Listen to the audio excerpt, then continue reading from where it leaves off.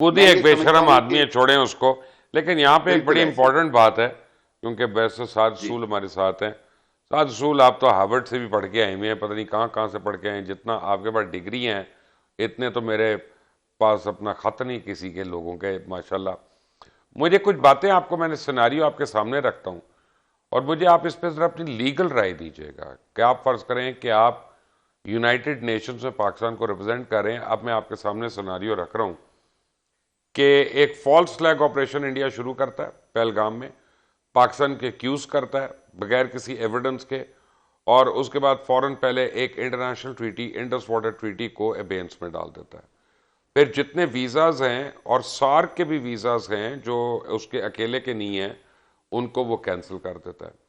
फिर वो एक ट्रांजिट ट्रेड जो एक थर्ड कंट्री का है थ्रू पाकिस्तान अटारी के ऊपर, उसको बंद कर देता है।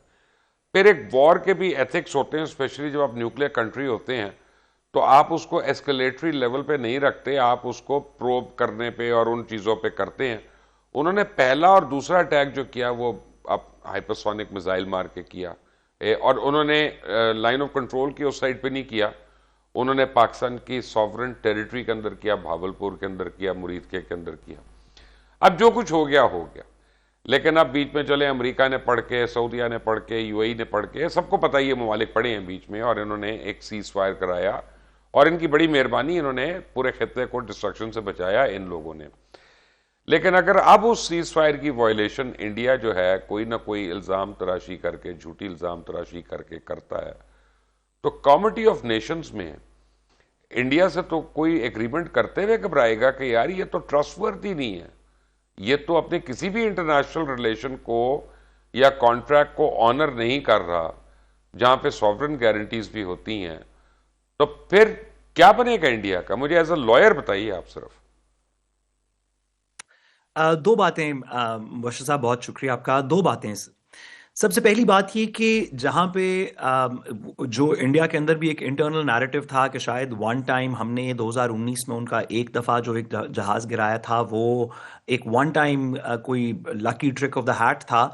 उस बात को सिर्फ बुनियाद मरसूस के अंदर सिर्फ हमने इंडिया को शिकस्त नहीं दी, बल्कि उस बात को री किया 5-6 साल के पीरियड के अंदर दो दफा, कि जब जब भी हमारी मिलिट्री कशीदगी इंडिया के साथ होगी, वो हमसे इकोनॉमिकली बेहतर हो सकते हैं, दीगर कुछ चीज़ों के अंदर हम अपने आप को इम्प्रूव करेंगे, लेकिन जब भी मिलिट्री कशीदगी होगी तो हम रिपीटेडली उनको इसके अंदर उनकी नाक ज़मीन पर रगड़वाएंगे, और ये इंक्रीजिंगली हर हर कॉन्फ्रंटेशन के साथ ज़्यादा होगा। 2019 के बनस्बत 2025 में ज़्यादा हुआ। अगर वो फिर से ट्राई करना चाहते हैं तो हमें अपनी अफवाज पे, हमारी अपनी टैक्टिकल सुपीरियॉरिटी पे, स्ट्रेटेजिक सुपीरियॉरिटी के ऊपर यकीन है कि हम उनको हर दफ़ा यही करेंगे। लेकिन मैं एक गुजारिश मजीद इससे आगे करूं कि इंडिया की सबसे बड़ी लॉस बुनियाद मरसूस में मिलिट्री लॉस नहीं थी। ये तो हमें पता था, हमें पाकिस्तानियों को यकीन था कि हम मिलिटरीली तो जीतेंगे, और अब दुनिया ने भी देखा, लेकिन ये उनका सबसे बड़ा लॉस नहीं था। इंडिया ने एक हवा क्रिएट किया हुआ था जिसके अंदर वो नैरेटिव को, डिप्लोमेसी को कंट्रोल करता था। पाकिस्तान एक बात करता था कि हमने यहां से कुलभूषण यादव पकड़ा तो इंटरनेशनल कोर्ट ऑफ जस्टिस और दीगर जगहों के ऊपर इंडिया का बयानिया जो है उसको कुछ तकवीत मिलती थी, नहीं भी मिलती थी। हमने जो इंटरनेशनल कोर्ट ऑफ जस्टिस से सक्सेस भी हासिल किया, तो जो इंडियन नैरेटिव मशीनरी थी, जिसकी डिप्लोमेटिक टाइज थी अमेरिका के अंदर, वाशिंगटन के अंदर, दीगर जगहों के ऊपर, इवन मिडल ईस्ट के अंदर, वो पाकिस्तान के इर्द गिर्द एक ऐसा नैरेटिव स्पिन करती थी कि हमें टेररिस्ट स्टेट भी बताया गया, हमें एफएटीएफ की ग्रे लिस्ट में भी डाला गया, हमसे दीगर भी इस तरह की चीज़ें हमारे ऊपर मंसूब की गई। बुनियाद मरसूस के अंदर जो बहुत सारी चीज़ें हुई, उसमें एक तो इंडियन नैरेटिव हमेशा के लिए ख़त्म हो गया, कम अज़ कम अब फोर्सिएबली ख़त्म हो गया। लोगों ने देखा कि इंडिया ना सिर्फ कि अपने आप को गलत बोल्स्टर करता है, बल्कि जब क्रंच सिचुएशन हो तो इस तरह के बेहुदा दावे करने शुरू कर देता है, जैसे उन्होंने किए इस दफ़ा कि पता नहीं कराची को ये कर दिया है तो लाहौर हमने लाहौर फतह का कर लिया है, पोर्ट तो तबाह कर दिया। हमने ये, तो ये जो जो लॉस ऑफ क्रेडिबिलिटी थी, उनके बड़े सीरियस लोगों ने इस तरह की बातें की जिनका हकीकत से कोई ताल्लुक नहीं था, तो लोगों ने, इंटरनेशनल दुनिया ने इंडिया को एक डिफरेंट नजर से देखना शुरू किया कि ये तो झूठ बोलते हैं, ये तो वॉर मॉन्गर्स हैं, ये तो पेपर टाइगर्स हैं, दीगर इस तरह की चीजें। फिर जो इंडिया का दूसरा इसके अंदर इसी नैरेटिव की बेसिस के ऊपर जो उनकी दूसरा उनका मान था वो इस बात पे था कि अगर कभी भी हमारी जंग हुई तो वो हमें इंटरनेशनली आइसोलेट कर देगा, कि अमेरिका भी इंडिया के साथ होगा तो रूस भी इंडिया के साथ होगा तो मिडल ईस्ट भी इंडिया के साथ होगा, और ट्रेड उनकी इतनी ज्यादा है और लोग उनसे कनेक्टिविटी रखेंगे।